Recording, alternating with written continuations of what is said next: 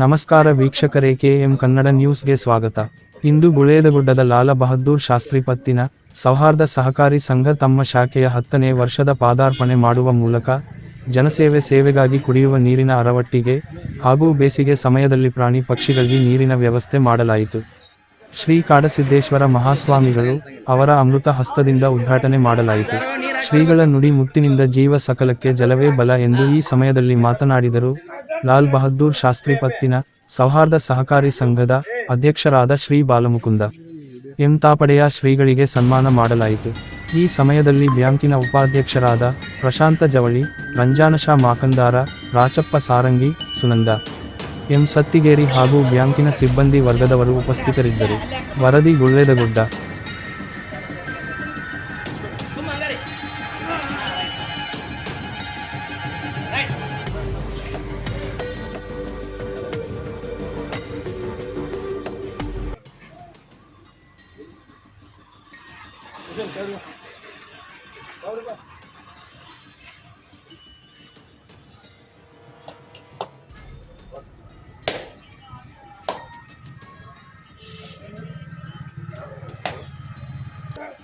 ಇವರು ಹಿಂಗೆ ಹೊಳಬೇಕಿರ ಜರ್ ಹಿಂಗೆ ಹೊಳಂತೆ.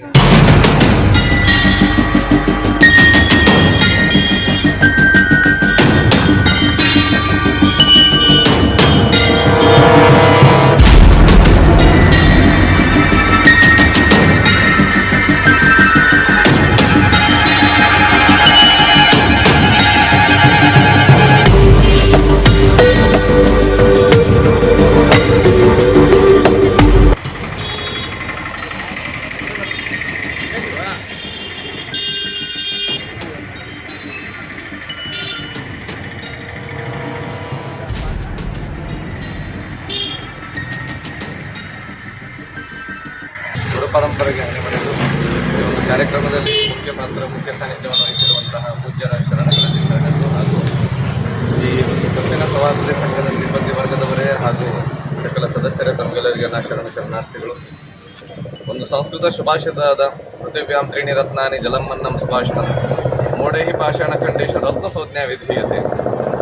ನಿಜವಾದ ರತ್ನಗಳು ಮನುಷ್ಯನಿಗೆ ಬೇಕಾಗಿರೋದು ಭೂಮಿಯ ಮೇಲೆ ಒಂದು ಅನ್ನ, ಜಲ ಮತ್ತು ಒಳ್ಳೆಯ ಮಾತು. ಒಳ್ಳೆಯ ಮಾತು ಅಂದ್ರೆ ಒಳ್ಳೆಯ ಕಾರ್ಯ.